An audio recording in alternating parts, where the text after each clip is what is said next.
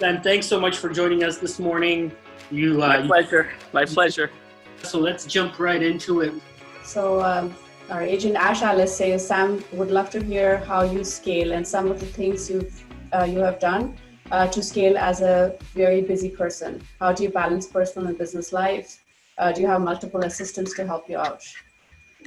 Yeah, listen, I think that's a great question. So one of the things I probably did a little too late is I hired, I should have hired assistants long before I did, right? So at one point I was doing every single aspect of the business and I could feel, potential burnout. So now I've probably gone the other way where I've got, I think, 4 or 5 personal assistants and stuff. So, I get them to do most of the tasks that I, feel they can handle. And then the money-making tasks where I need to be involved, that's where I step in. And I think that's allowed me to stay fresh, because if I had to do every single task that I did years ago, I'd have burned out for sure, right? So I think, for me to have longevity, I want anything I didn't like to do, I took it off my plate, right? So I want to have things that I was passionate about doing, because I'd say like 90% of the elements of my business I really enjoy. The 10% I don't, I pass it off, right? So that I keep fresh. And I think that's really important. But I think if I could make one suggestion for anybody who starts to build a good business practice, get a personal assistant or administrator earlier, sooner rather than later, because it really frees you up. And the whole basis is, if I'm making X dollars per hour and the task I'm assigning is less than that, I shouldn't be doing it. So if I can get an administrator for 15, 20, 25 an hour, but I'm worth whatever X dollars per hour, I should only do tasks that equate to my value, right? So. Yep. You got to make time for what you love to do, right? Yeah, and by the way, we didn't talk about the balancing, but balancing is always a challenge, right? Because you're trying to try to balance your whole, everything from, family, health, business, and trying to juggle that. It is a constant juggling act. It's not like when you're busy, then you just have to understand, if you don't balance, then you're going to have a problem, right? So. True that. David, do you have more questions for Sam? Sam, do you feel you have any competition is our latest question. Yeah, of course. Listen, there's a lot of really good agents. So there's always competition. We're always learning. Listen, we've been fortunate to be where we are today, but I view everybody as, good realtors, and we never discredit anybody. So there's competition. I think we bring a lot of value-added services to the table that might help us, differentiate ourselves from other realtors. And I think that's important as a realtor to think about, what can I do different and unique? So I'll give you an example. When I first entered the high-end world, so when I first started, my career 30 plus years ago, I was probably more a first-time buyer specialist. And back then prices were maybe like $80,000 or $100,000. I mean, it's a much different price point, but about 10, 12 years ago, we made a concentrated effort to get into the high-end game. And people said, oh, that's kind of run by X and Y and Z, and it's very hard to penetrate that. So I said, no, we're going to do everything we can to get in that market. And within 3 to 6 months, we actually had market share. We were number one in the luxury market, which is kind of really hard to fathom, because we took it over fairly quick.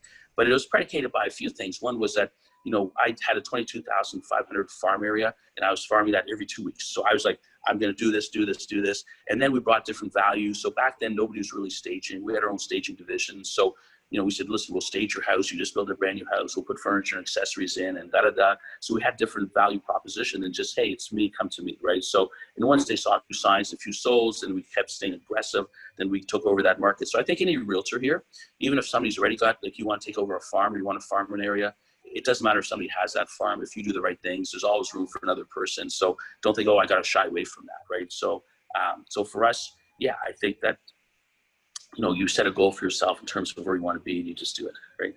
And I'm a person who always goes and thinks about, now I'm here, what is going to be next in your life?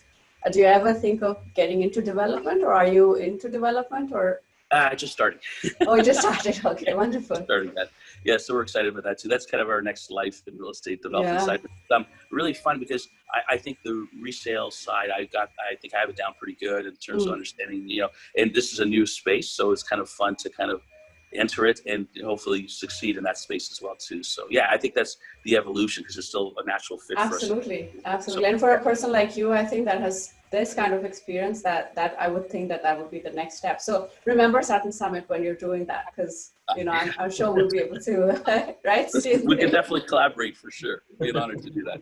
We'd love to do that. There's a question from one of our superstars, and I'm going to go ahead and ask, and you may or may not want to answer this. She says, why can't, and this is Holly Maricotti, She says, hi, why can't your agents put their name on the sale sign? And of course, she says you don't have to.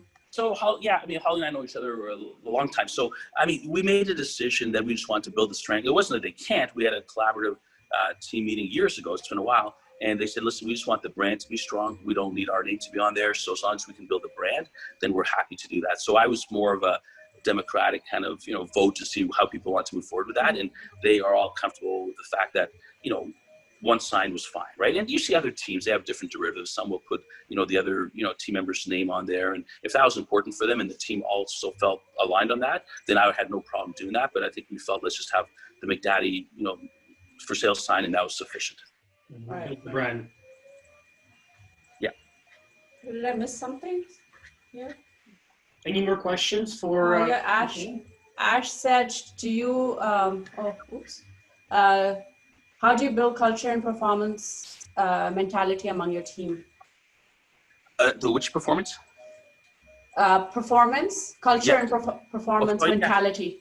Well, listen, I think the goal is to try and have a culture that's got a winning mindset, right? And I think that's really important. So, we once a week we have our team meeting. We obviously aren't doing it now. We're Zoom meetings and stuff every Wednesdays. But the goal for us for sure is to make sure everybody succeeds, right? And I think that we've got a good sized team now, and the lion's share of them do well. There's probably the bottom third that I need to make sure that they're not doing as well. Maybe they're having things going on in their lives. Maybe I need to step in and do more coaching. But and I think being available and aware is really important for our team as well too, right? So, but they know if they're coming onto our team, we want winners, and if you're not a winner, that mindset, then it's going to surface. And even now, it's not that we look to hire, but when people do come on, we have also a secondary meeting with 4 or 5 different board of directors that kind of see things maybe I don't see, because you want to make sure it's a good fit, that if you're building a team, that they have the team mindset. And if they're too individual in their thought process, that's okay, but they may not be a good team fit, right? So it's just kind of understanding all the dynamics as well. So how many people do you have on your team? About 50 or so. 50. We've got 4 offices now too. So yeah. But you've established that there's a certain kind of person that works with your team because of the way that it's structured. Yeah, the interesting thing is in the past, there's a few times where we hire people that had 20, 30 years of experience. And I thought they've had really successful careers. They're a really good addition, but they didn't really work out, right? So I almost felt it was better to have somebody fresh, young, new that appreciated the opportunity versus somebody who's maybe a little bit burnt out and stuff. So yeah. So we came to that revelation after tinkering with it for a few times as well. You can't have 6 or 8 Sams under Sam, right? It doesn't work too well, right? It doesn't. I know. Yeah. It's funny that you say that, because we always have this conversation as to people think that to grow a team, they need to have clones of them to work, but that doesn't really necessarily has to be, right? No. This, in fact, in my opinion, it won't work. It won't work. Yeah, they have to understand the relationship and be comfortable with it. And if somebody's got too big of an ego, that's fine, but they just may not be meant for a team environment, right? So, I would say the job of a leader is to build other leaders, right? And that can be a very transitional and fluid experience, right? Because as you build a leader and as the leader grows, then it's just natural for the leader to sort of evolve and move on and go do their own thing. But I think it's very rewarding if you're a true leader to really participate in something like that and have that kind of a mind view. Yeah, listen, you want everybody to grow and succeed for sure. And at some point, if that journey for them means doing their own thing, that's great too. Like the interesting with our team, we don't get them to sign any agreements, no contracts. So if it's an open door. If they're happy, great. If not, that's okay too, right? So because it should be, you don't want to have them chained to an environment they're not happy, right? So. Yeah, we have exactly the same mentality. We have no notice for our realtors. We're here. We like to think that we're at the top of our game. We've been around for a really long time. We clearly know. We are a little bit different, though. We want a lot of Sams working for us, right? Or with us. We want tigers and lions. That's good. We love our Hollies and Ash and Victoria and all the rest of us. We love all our realtors, and we try to encourage all of them to grow. And the one thing that we're probably the most proud of is our culture, right? Because we have a very engaging culture. We have a very open culture of learning and growing and sort of working together. And it's very hard and rare to find in a brokerage environment. A lot of people are combative. A lot of people are like, this is my space. I don't want to share what I do. But that's something that we're probably the most proud of at Sutton Realty as well. Yeah, which is great. I mean, I've always looked up to the company and the values you guys instill as well. So I think it's great. That's awesome, Sam. Any other questions for Sam? There is, which I think is a very valid one. Dina asks, what is your advice to any new realtor? So, I think the key part is figuring out which part of the business you're going to enjoy really doing on a recurring basis, right? So when I first got my license years ago, they said, oh, by the way, they used to be called this, what they call a buyer's book, which nobody would probably know what that is, but you got to, pick up the book, start making cold calls, and you're going to find hopefully somebody wants to sell. I'm like, geez, I have to do this for 40 years just to get on the phone. For me, I didn't think it was going to work, right? So I mean, new agents would say, listen, you can farm, you can be a first-time buyer specialist, you can be a listing agent, a buyer, whatever. But find something that you think you can do on an ongoing basis, and you're going to enjoy doing this, so it's a sustainable career, right? Because if I tell you do this, but you don't enjoy it, you're not going to continue to do that, and you're going to fall off the map, right? So I mean, I think if you can, just like I did, find passion within the industry, and it doesn't matter because there's different niches within, you're going to have a nice career. If you're doing it because we tell you to do it, but you don't like what you're doing, at some point you're going to give it up, right? So, I mean, just stay true to yourself and find something within the business that you really like doing, and then just go and just don't listen. There's many times I could have walked away from the business when I first started. I wasn't handed it. I mean, basically, my motivation was I saw my family had, a successful business. They lost everything. So I wanted to work hard to make sure they're okay. And the first few years was really challenging. And there's many times I could easily quit, right? So I think never quit, believe in yourself. And some people doubt you. Don't worry about the doubters. Just, be committed to your goal. And at the end, it's when you get there, it's very rewarding and empowering and enriching. So. And if you find your niche market and you find your USP or unique selling proposition, then nobody can take your business away, because you're going to cater to that core of yourself, right? You're true to yourself, and you're going with what you are best at and enjoy most. Yeah, 100%. Yeah. David, you want to pick up some of the questions? Sure. So we have a question here from Salman. What percentage of your income should you save and put towards your marketing?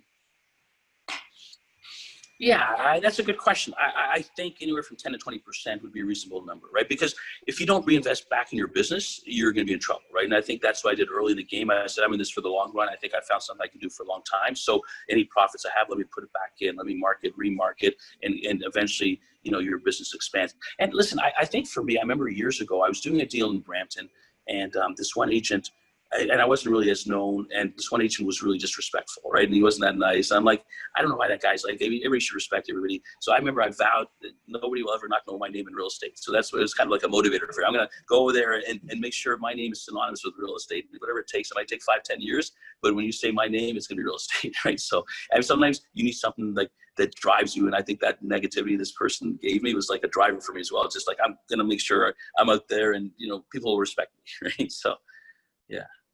So Sam, what are your goals now, and how do your goals change year over year? Yeah, I mean, listen, I think every year we set our goals in terms of, GCI units, and obviously now we've taken on this new initiative of, pre-construction and development and stuff. So that's probably a new add-on, which will be a lot of fun for us, I think, in the years ahead. But yeah, listen, every year we're looking at what can we do to hit bigger and loftier numbers. And, we've been pretty proud. Last 9 years, we've been number one on the real estate board, and that's like 55,000 realtors. So, it's something like we're happy, but we want to keep going, right? It's still, for me, something I enjoy doing. And I don't ever see, the nice thing about real estate, you don't ever have to give it up. Like, I'd like to do this for another 30, 40 years. And, why wouldn't you if you enjoy what you're doing, you've got clients calling you and they appreciate your business, and, they value you, then, because, COVID taught me one other thing, that, retirement is not so great. Or if that's what retirement looks like, it's boring. Right? So I think you want to always continue to do something. It doesn't even have to be work related. It can be charitable, it can be whatever. But I think, keeping, having goals, and it's really important, right? So. Do you break your goals down into monthly, weekly, measurable numbers? Yeah, listen, I used to break it down weekly, probably not so much weekly now, maybe, I should do more like monthly, probably quarterly, but probably monthly and quarterly at the very worst, right? So, but at one point, for sure, when I was, dialed in, I was probably daily, right? So, I mean, every day I was looking at my